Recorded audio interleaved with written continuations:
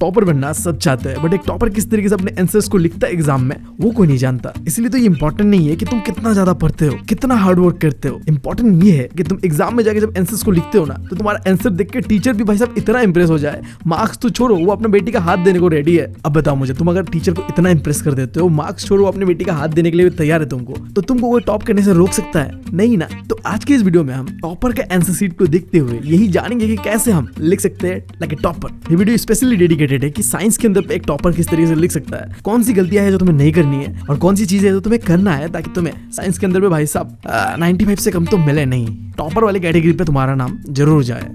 देखो यार, साइंस के अंदर पे होता है 5 सेक्शंस और हर एक सेक्शन में लिखने का तरीका अलग अलग रहता है। अब वो कौन सा तरीका है वही हमें इस वीडियो के अंदर जानना है। जैसे कि बात करूं अगर पहला सेक्शन ए, तो वहां पे 20 ऑब्जेक्टिव टाइप क्वेश्चंस होगा, मोस्टली एक मार्क का होगा। अब यहाँ में एक टॉपर किस तरीके से लिखेगा और तुम्हें किस तरीके से लिखना है। सबसे पहला चीज, स्टार्ट कर रहे हो सेक्शन को बड़े बड़े वर्ड्स पे लिखो एंड देन अंडरलाइन करो। इसके बाद तुम्हें लिखना शुरू करना है अपने आंसर्स को। अब आंसर्स को लिखने टाइम पहले तुम क्वेश्चन नंबर दोगे, कितना नंबर वाला क्वेश्चन तुम अटेम्प्ट कर रहे हो, एंड देन मोस्टली क्या करता है एक नॉर्मल बंदा, यहाँ तक कि मैंने भी कभी कभी ऐसा करा है अपने क्लास 9, 8 ऐसे क्लासेस में, कि बस ये करेक्ट आंसर है क्योंकि ऑब्जेक्टिव टाइप क्वेश्चन है तो बस इतना लिख के मैं आ जाऊंगा। ऐसा नहीं करना है, तुम्हें आंसर जो भी होगा उसे कंप्लीट लिखना है। लाइक तुम यहाँ देखो या फिर तुम ये देखो, इन सारे आंसर्स को देखो कितने अच्छी तरीके से लिखा गया है। थोड़ा ही तो मेहनत लगता है भाई साहब, आंसर दिया हुआ है तुम्हारे क्वेश्चन में, बस जो करेक्ट आंसर है उसे तुम्हें पूरा का पूरा लिख देना है। बस अगर 1 2 3 4 ऑप्शन लिख के आ जाते हो ना, तो ये इनफ नहीं है। हो सके टाइम तो होगा ही तुम्हारे पास, ये कोई इंग्लिश का पेपर तो है नहीं जो बहुत लेंदी है, टाइम का कमी रहेगा। नहीं, चीजें सही हो, अच्छी तरीके से जाए, इसलिए हो सके तो जो भी आंसर होगा उसे लिखा करो। अब इस टॉपर के आंसर शीट पे सबसे इंटरेस्टिंग चीज देखने वाली ये है भाई साहब, देखो रफ वर्क के लिए इसने साइड पे जगह छोड़ा है। अब ये सिर्फ तुम्हें मदद नहीं कर रहा है, जो भी तुम्हें कैलकुलेशंस करना है, जो भी करना है, ये टीचर को भी दिखा रहा है कि भाई साहब हमने करा है ऐसे ऐसे चीजें। वो भी तुम्हारे उस रफ कैलकुलेशंस का रेफरेंस ले सकता है अगर तुमने प्रॉपर्ली करा होगा तो। एंड देन और एक इंपॉर्टेंट पॉइंट जो तुम इस टॉपर के आंसर शीट से सीख सकते हो, भाई साहब देखो ये जो दो क्वेश्चंस के बीच जो दूरियां है ना भाई साहब, वो मेंटेन है। चीजों को चिपकाना नहीं है। जब तुम दो आंसर्स को लिखते हो तो उनमें डिस्टेंस थोड़ा बनाए रखो। अगर तुम उन्हें रोमांस करवाने लगोगे ना, तो टीचर यार थोड़ा तुम्हारे साथ सीन कर देगा, और तुम नहीं चाहते कि भाई साहब टीचर तुम्हारे साथ कोई सीन कर दे। अरे यार, एग्जामिनर अपनी बेटी का हाथ देने जा रहा है तुमको, तो ऐसा अच्छा थोड़ी लगता है कि तुम अपने एक्स के साथ रोमांस कर रहे हो। दूरियां बना के रखो क्वेश्चंस के बीच और अपने एक्स के साथ भी, तभी जिंदगी में आगे बढ़ोगे। खैर, टॉपिक से नहीं भटकते हैं। जब भी तुम आंसर्स लिखो तो आंसर्स के बीच ऐसा गैप बनाए रखो जैसा कि तुम और तुम्हारे एक्स के बीच का गैप है, तो वो हेल्दी रहता है। और अगर हो सके तो इस तरीके से एक लाइन भी खींच दिया करो, ताकि क्लियरली डिफाइन कर रहा है कि भाई हम आपसे अलग है।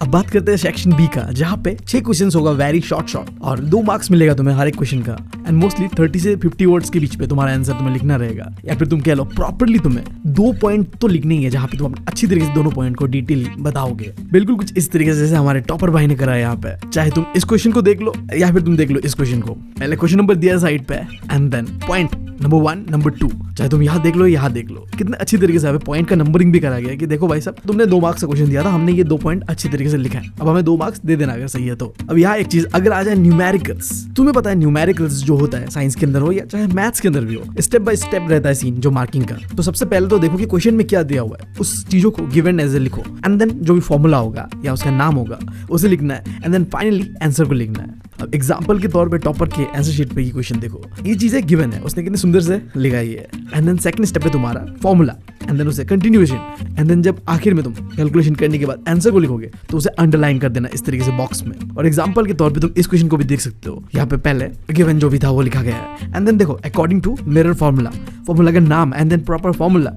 एंड देन उसे कैलकुलेट करके इस तरीके से अंडरलाइन करते हुए आंसर को लिखा है। अब उसके बाद यहाँ पे क्वेश्चन पे शायद लीनियर मैग्निफिकेशन करने भी कहा गया होगा, तो यहाँ पे उसका फॉर्मूला जो भी है वो लिखा है, एंड देन देखो जब भी आंसर को लिखा गया है तो बॉक्स में अच्छी तरीके से लिखा गया है। एंड याद रखना यहाँ पे जब भी तुम आंसर्स को लिखोगे न्यूमेरिकल के अंदर, तो जो भी उसका एग्जैक्ट यूनिट है ना, तुम्हें वही लिखना है वहाँ पे जो अकॉर्डिंग टू द क्वेश्चन तुम्हें रिक्वायर करा गया है। अब बढ़ते हैं सेक्शन सी पे, जहां में 7 क्वेश्चन होगा तुम्हारे पास शॉर्ट वाला। वर्ड लिमिट जो होगा 50 से 80 के बीच में होगा, बट उसे ध्यान मत दो।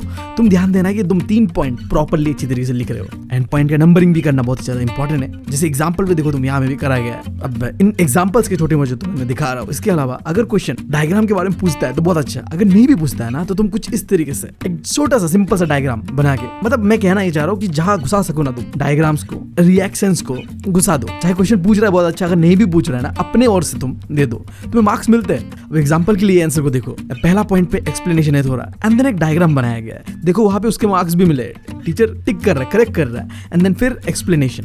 इस तरीके से जब तुम डायग्राम बना के या फिर तुम कोई भी इक्वेशन रिएक्शन बना के आंसर को प्रेजेंट करते हो ना, तो आंसर काफी खूबसूरत दिखता है और मार्क्स देने के लिए भी अच्छा रहता है कि भाई साहब ने लिखा भी, एक्सप्लेन भी करा एंड देन ड्रॉ करके भी दिखाया है। तो मेहनत किया है तो भाई साहब मेहनत करोगे तो टीचर तो यार नंबर देने बैठा है तुम्हें।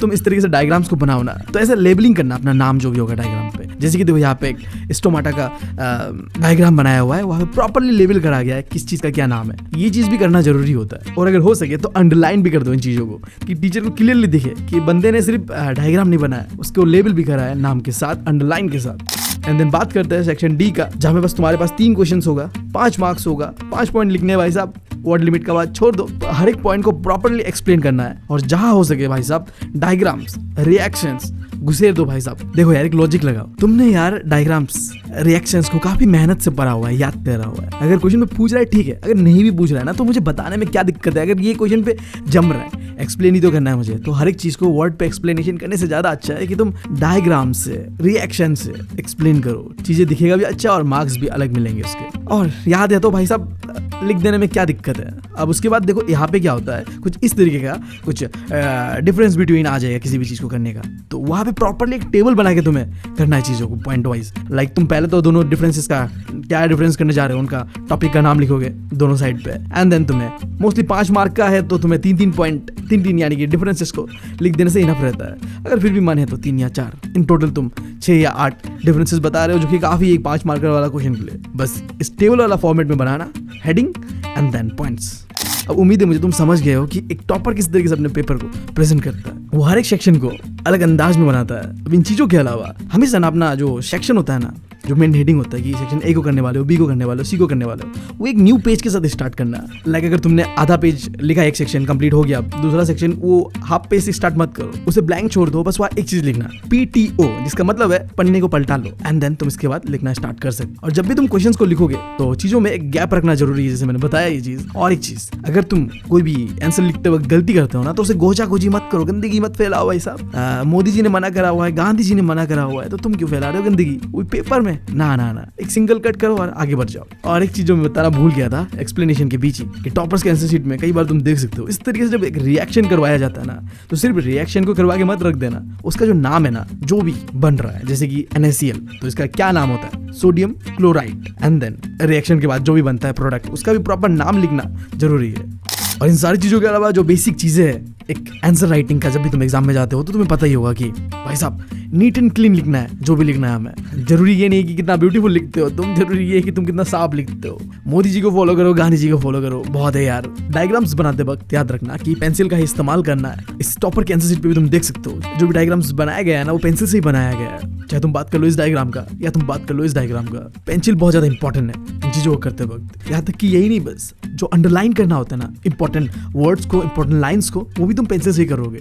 आई होप तुम समझोगे कि मैं तुम्हें क्या बताने की कोशिश कर रहा हूँ। इन दोनों ही PDF का मैंने लिंक इस वीडियो के डिस्क्रिप्शन में दिया हुआ है, डाउनलोड करो और जाके एक ही क्वेश्चंस को डिटेली देखो, कैसे एक बंदा जो कि टॉपर है किस तरीके से वो अपने आंसर्स को साइंस के अंदर पर लिखता है। एंड तुम भी वही चीज करने का ट्राई करो जब भी तुम प्रिपरेशन का 1-2 दिन बाकी है।